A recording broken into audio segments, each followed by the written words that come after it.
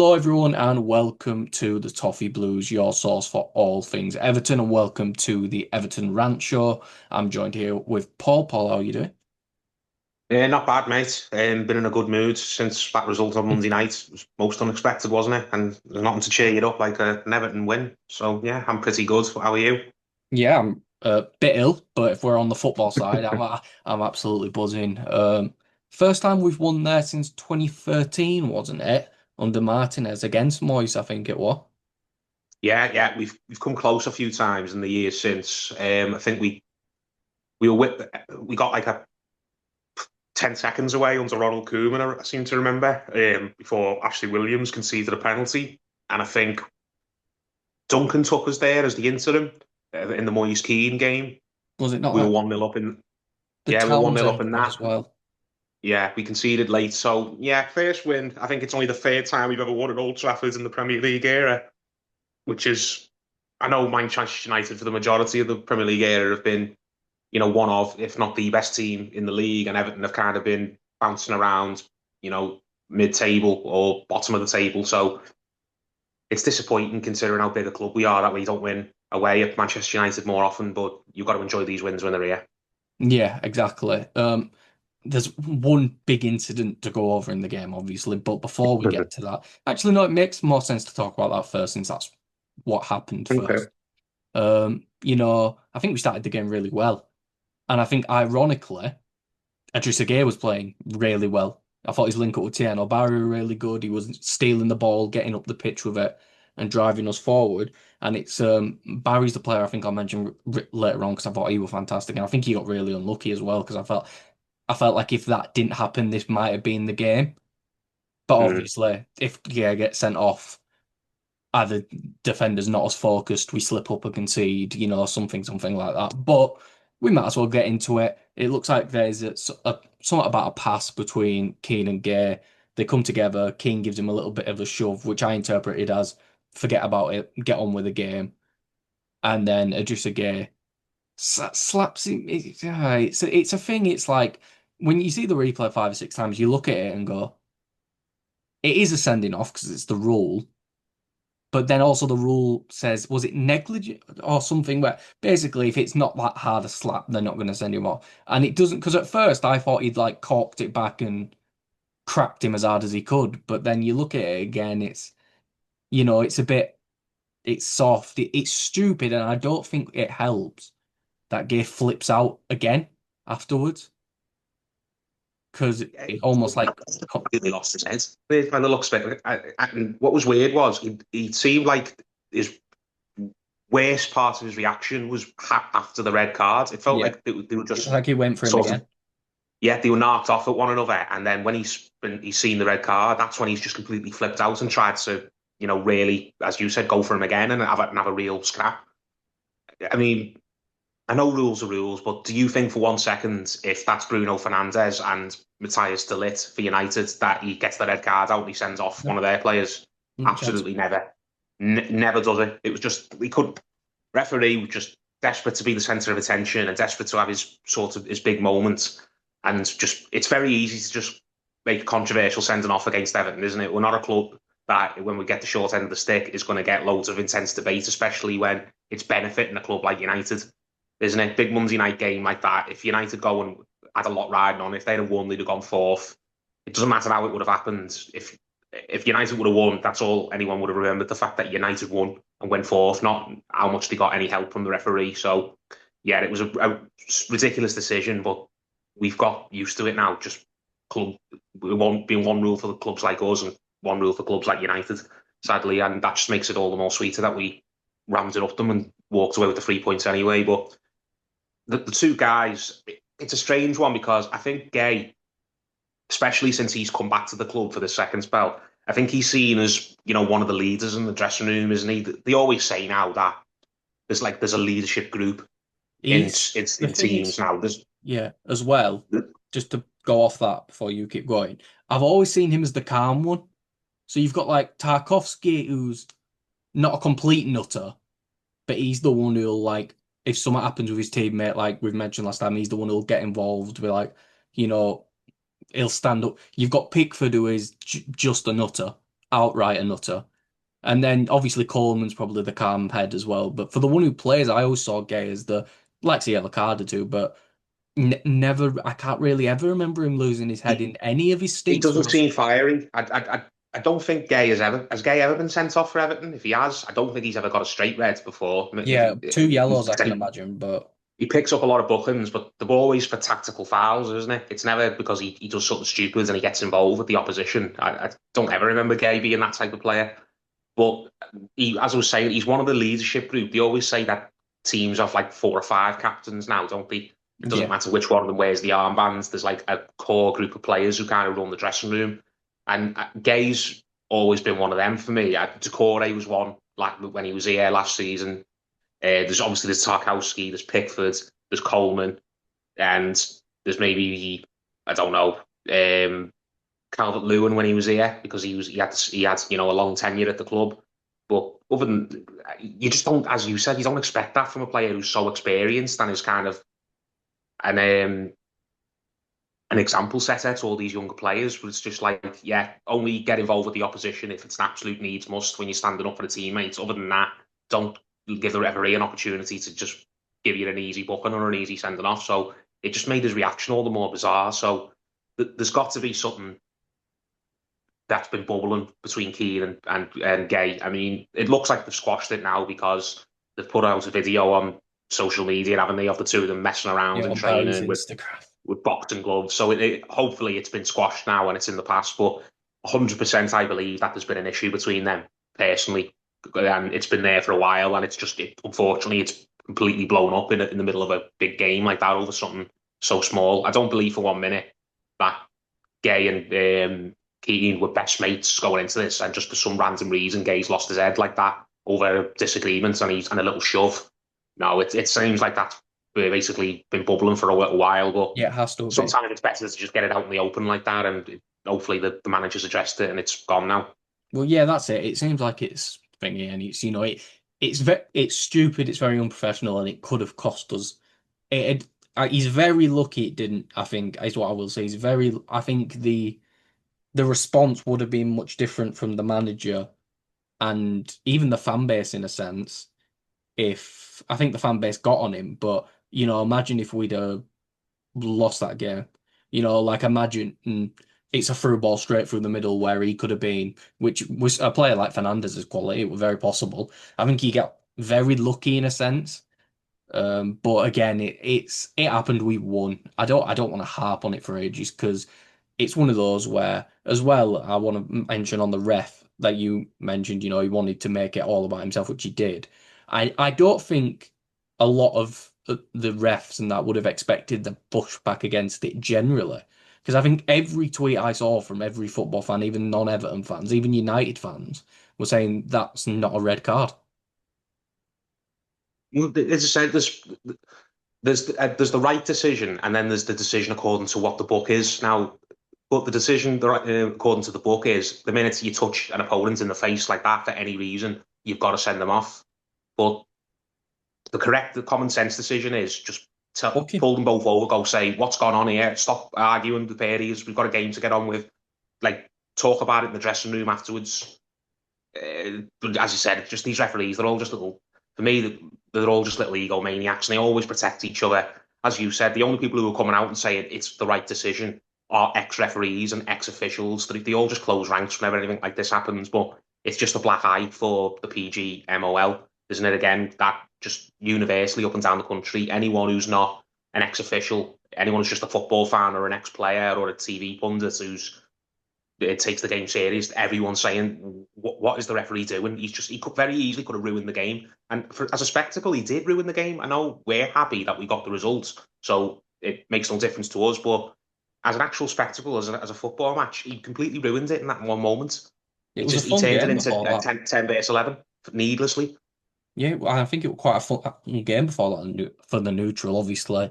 Because I imagine a lot of neutral fans expected us to go in. I expected us to go in and defend a little bit because United are on good form. It looked like things were clicking, but we really went at them as well with the man marking. I saw a video from a lad. I think his name's Kai something. I don't. does like little tactical breakdowns on us and explained out how we were marking man to man, all this stuff, and all of a sudden the you know the tactic which was working well had to go out of the window for a much more defensive tactic. And then I think it's time to get into the actual game now. So game's going along, it's trudging along, and then what was it, about 15 minutes later, 20 minutes later in the game, Dewsbury Hall turns Lenny Yoro on his weak foot. And I think one thing I will say is I think Dewsbury Hall's looked very one-footed at his time at Everton. Not very, but the left foot's really good. The right foot's, when he gets on his right foot, you're like, Yeah, you don't yeah. expect anything So spectacular with it, do you? Yeah. when he like, it's weird because when he went up to shoot, I was like, no, what are you doing? What are you doing? But one of those where they hit it, and as soon as it leaves their foot, you know it's going in. Even Yeah. on the TV, it left his foot, and I'm like, oh my God, that's going in. Bang, top corner. And, I think that's the shining light on back to back, arguably man of the match performances for Dewsbury Hall. I don't think he would have been mine because of Pickford's heroics towards the end. I thought, really saved us towards the end, Pickford, but Dewsbury Hall he was fantastic. And then I think he proved a lot of doubters in the terms of him playing deeper. I don't think he should necessarily, but his ability to do it because he dropped much deeper um in the after the booking. I thought he was fantastic, real box to box midfield. It was more box to box, but I thought he's a lot better defensively than I've given him credit for before that game, and I think that really made me look at him in a bit of a different light, to be honest. Yeah, he's a very disciplined player, isn't he? He's been well schooled, and it's not a player who just everything's off the cuff with him. And he had a quiet a couple of weeks, didn't he, in October? And some people were saying, let's take him out the team, let's start Alcaraz and give him more minutes. And I understand that. Alcaraz is a player who's largely done well for us when he's had an opportunity, and we were not in good form. So fans naturally think we should change something, and the results will pick up. But I think Dewsbury did prove in these last two games just how important a player he's going to be for Everton over the next few seasons, and why, unless he drastically loses form, why he should be still in the starting 11. So yeah, it's very much his share to lose, isn't it? And as much as I like Carlos Alcaraz and a lot of Everton fans do, and we want to see other players get more minutes in the team, and Malin Roll as well. He's going to have to be a midfielder who people want to see.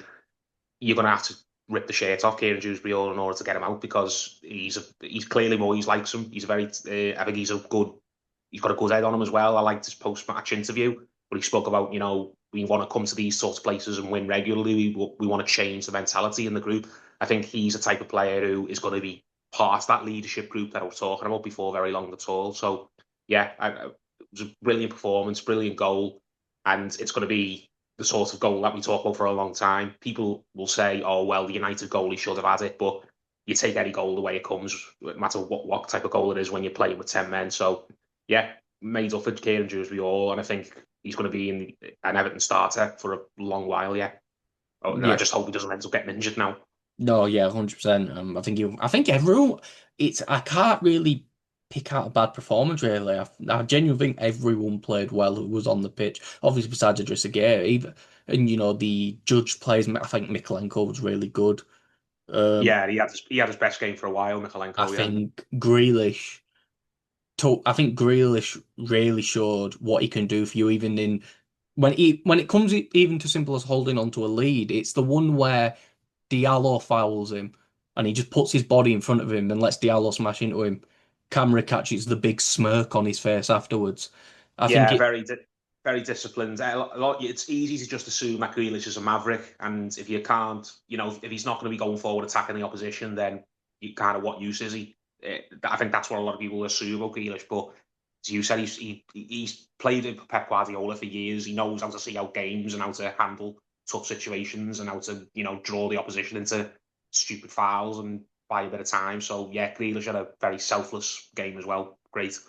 he was basically playing wing back and he was really good defensively. He was winning the ball consistently, and he wasn't doing the attacker thing, which, for example, it's probably what like I imagine Ndai doing, winning it on our own corner flag, and then Ndai can do it. So, but then trying to dribble through three people. A lot of the time, I feel like Grealish were looking at it and going, "Yeah, there's no point here. Just get it out, boot it long." And Yeah. it's that's that sort of stuff that you appreciate. And I think again, there's no point really clamoring on every player because I think everyone was good, but I think one player who we have to mention is Tieno Barry, who, most aerial duels won by a player this season, and that's from a striker against a very good aerial player in Delict as well, who was third on that list. I think it shows how good he can be in those situations because it got to a point where there were probably four or five in where the ball got lumped up to him from these Pickford free kicks, goal kicks where he was being pressed, and you'd looked at it and went, he's winning that, he's winning that. There was even some really difficult ones where he's had to run onto the ball. I think it shows that he's not just good in the air, he's probably one of the best strikers in the league in the air already.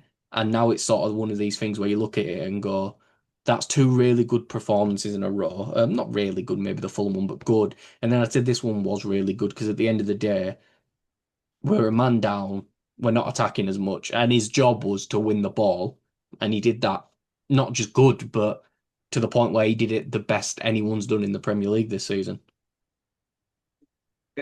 Evertonians will always back a player, especially a centre forward who just really works hard and leaves it all on the pitch. And if you're not, while you're not scoring goals, that's all you can do. And we were never going to expect a goal from him when he's playing against an entire back four on his own when we're down to 10 men. So all he can do is try and get us up the pitch as best he can and just work his socks off. And that's what he's done the last few games. And while he does that, Evertonians will keep backing him, and I think David Moyes will keep using him. And so yeah, just more of the same, please, Tieno, and hopefully when you get your first goal, it'll start flowing from there. So he's shown enough for me in the last couple of weeks to make Evertonians want to persevere with him and not just write him off and think, oh well, because he hasn't scored in like 10 games or whatever it is he's played in.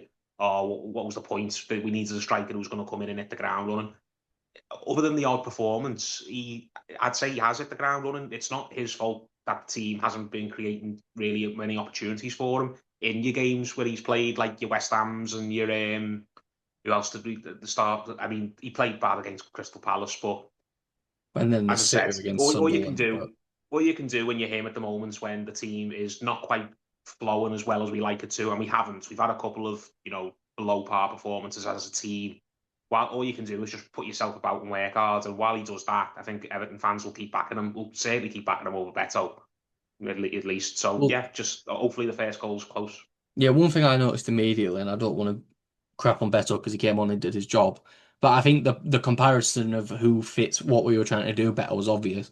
Where as soon as Beto come on, I think he lost like his first four aerial duels, and then you compare that to Barry, who was winning everything, and that was when he had, like you mentioned, all three centre backs were basically surrounding him. And then even if there were two, there was occasionally two players on him on a kick, still brought it down to whoever's in front of him. And it's not just, that he's winning them, it's that he's winning them and they're going to because if he wins the header and just sends it out for a throw in, he's not progressing anything, but he's getting the ball, he's nodding it onto Ndai, nodding it onto Dewsbury Hall, to Grealish, to Garner, who I think played really well as well. I think Garner was really good as well. I think it's all you can ask from him. And I think to end the little Tieno Barry thing is if he can get Beto scoring 10 Premier League goals in half a season, I think Moyes can make Barry do the same thing. It's just, I think he needed time to adjust to the league. And I think in the past two games, he's probably there now. So now's where you might, hopefully a few goals come. We have a really difficult December after this. Newcastle at home next, but besides that, there's some really tough games. If he can grab a goal or two this month, against some big teams, I have no reason. I don't worry about him anyway, but I think a lot of the fan base shouldn't have much to worry about. Oh, I agree 1,000,000%. Yeah, as I said, he's doing a lot of the things that Evertonians want to see in a centre forward. And a lot of the things we need a centre forward to do now that Calvert-Lewin's gone.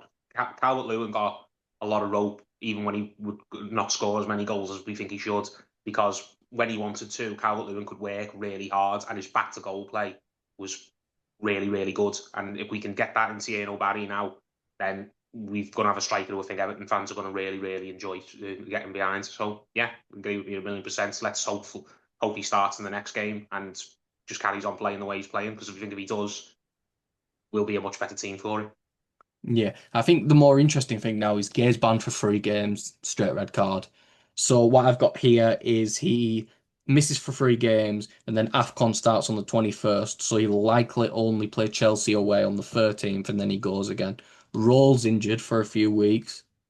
So now is it a situation where you look at January and go, it's I don't know, is it? Yeah, I think my answer is I'd just bring in a loan.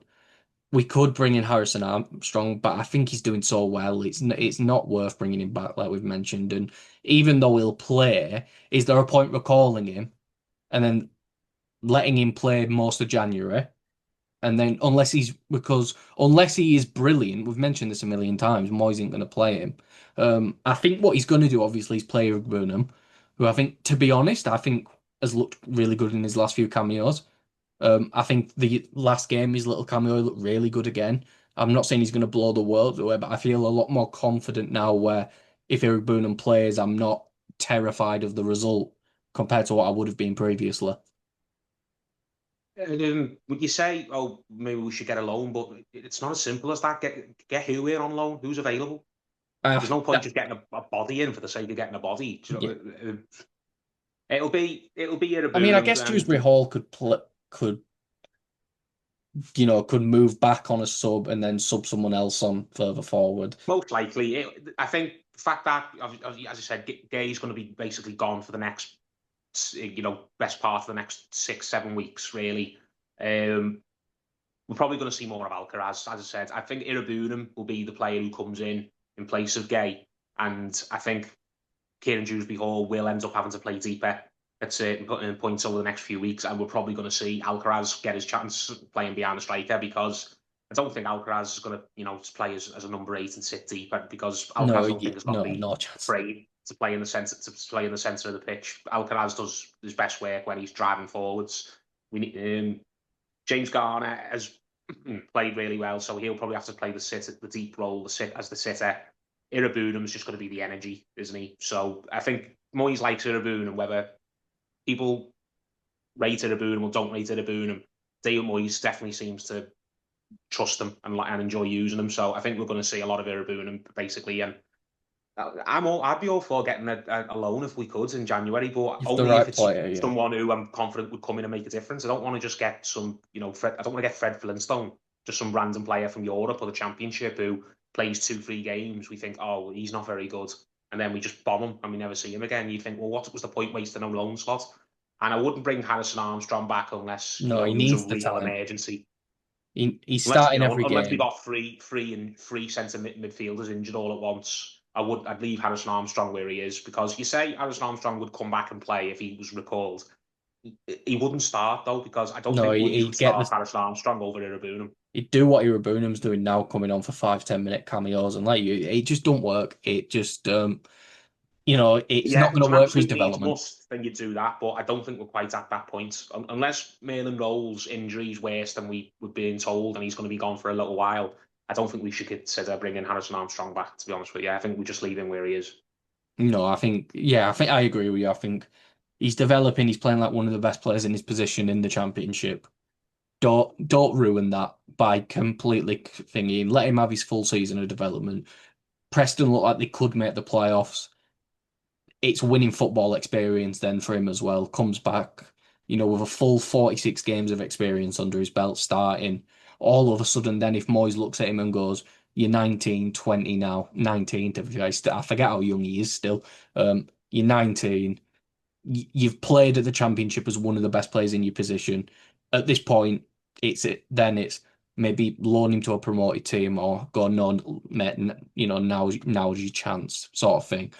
But I do think that is all the time we have for this video. Thank you for coming on, Paul. No worries, mate. If you did enjoy, please make sure to like and subscribe. Follow us on Twitter at Everton Newsfeed, and I'll see you for the next video or live stream that I am on.